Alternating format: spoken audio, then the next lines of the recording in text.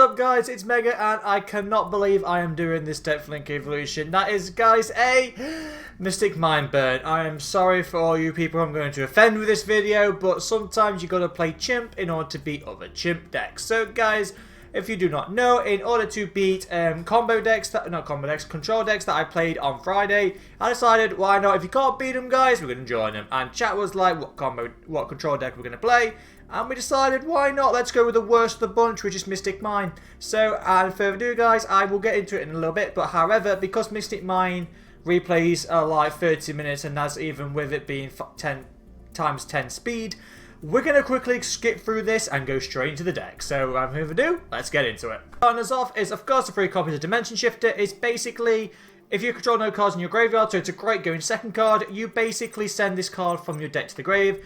So from your hand to the grave, any card is then banished until the end of your next turn. So that means, yep, your opponent goes up against a combo decks like, or any combo deck in general, Goki, Dark Magician, you've got Salmon Greats, you've got Cyber Dragons, none of them like the cards being banished, so without further ado, adios. That's enough to make most decks want to leave.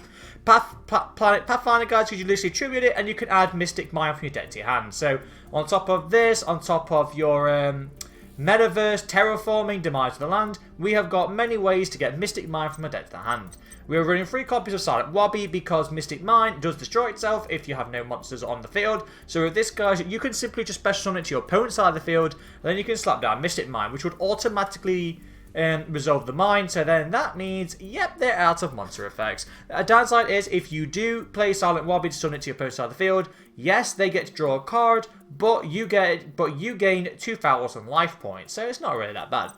Then we've got Cauldron of the Old Man, guys. This is one of the burn cards we have on top of Final Countdown and on top of our Wave Motion Cannon. So Cauldron of the Old Man, guys, during each turn you can either gain 500 life points for each counter or inflict 300 points of damage for each counter Cauldron has. It gains a counter each turn, so that means more turns you can inflict 300 points of damage. If your opponent has 8,000 life points when you play Cauldron, within 7 turns you win.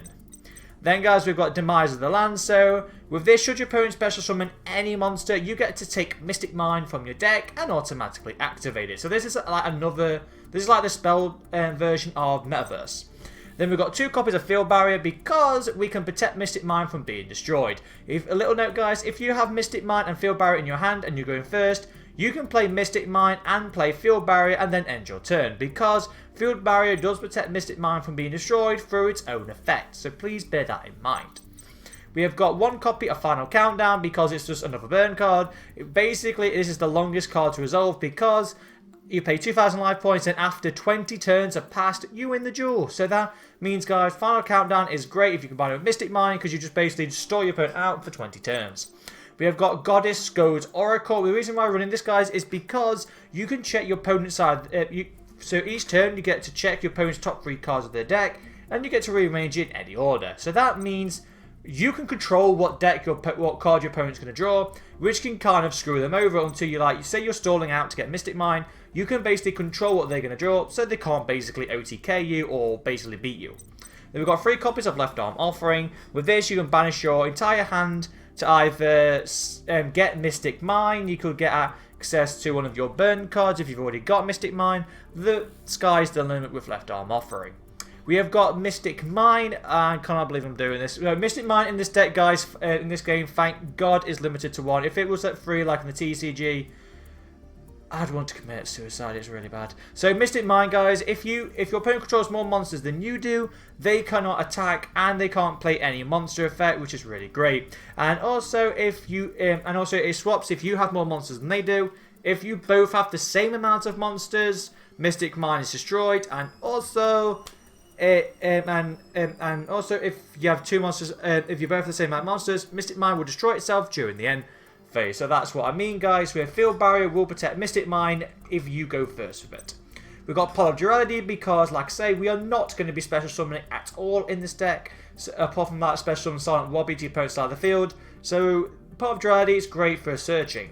And Pot of Extravagance is again the exact same thing as Pot of Duality. You just basically get to draw 2 cards because you do not care about your extra deck one little bit. Using 3 copies of Prohibition because you can declare 1 card your opponent one card in the game. And should your opponent have that card, they cannot activate its card effects. So what I mean by that is you can say like Cosmic Cyclone. Because then Cosmic Cyclone, even with Mystic Mine and Field Barrier, can out Mystic Mine. So you can just say Cosmic Cyclone, and your opponent can no longer activate Cosmic Cyclone for the rest of the duel. Obviously, you would depend on what, like if you know what deck your opponent's playing, you can play basically Prohibition to stop their key cards. So if you're going up against, I don't know, Cyber Dragons, you're going to hit maybe Cybernetic trap cards, so then they can't banish cards, or so they can't destroy your cards. You could, if you go up against Salmon Grace, you might want to pitch the Roar or pitch the Rage, again, to stop your opponent from, like, negating cards. So that's why you use Prohibition. Terraforming, because it's just a quick, easy way to get to Mystic Mine. Wave Motion Cannon, because it's another version of Cauldron of the Old Man. Wave Motion Cannon would inflict 1,000 points of damage. It gains a counter, so then that means, so you send it to the graveyard, and it inflicts 1,000 points of damage for each counter it has. So that means you need 8 turns to win with Wave Motion Cannon. Traps, guys, we're running 3 copies of Dark Bribe, 1 copy of Metaverse, and then 3 copies of Solemn Judgment. The reason why I'm running these specific traps is because Dark Bribe, judge your opponent activate a spell or a trap, which is the only way to out Mystic Mine. You can negate it. Yes, they draw a card, but if it's a monster, it's going to be dead anyway.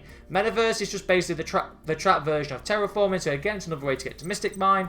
And then we have got 3 copies of Solemn Judgment, because it's mainly for the spell and trap is activated. You can pay half your life points and negate and destroy that spell. So again, Solemn Judgment and Dark Bribe is there to basically act as spell and trap negates, so your opponent can't out Mystic Mine through spell and traps. Because Mystic Mine shuts down all monsters, so you legit don't even care if your opponent has monsters or not. And that's it for the deck, guys. I'm not going to go into the extra deck because you legit don't go into anything, because you're just going to send it all to the grave with Pod of Extravagance. I know I've kind of rushed this deck a lot, but like I say, it's basically straightforward. Guys, it's freaking Mystic Mine Burn. It's freaking chimp. You don't need a lot to explain this deck. But because the replays will take that long, this is why I've decided to rush through this deck as quick as I can. Because, like I say, it is the gimmiest of horriblest of control-ish decks you can possibly make in this game. The reason why I made this was mainly to combat Guru, because I really despise Guru for what they did to me on last Friday. But we didn't go up against a single Guru play, which was actually kind of horrible. So yeah, guys, if you kind of didn't enjoy, hopefully you did not enjoy this deck, but if you're one of those Satanists that do, hit that thumbs up because subscribing, because everyone does help out the channel grow. And if further ado, guys, we'll play proper Yu-Gi-Oh! next video, I promise. So stay tuned for that, guys, and see you next time.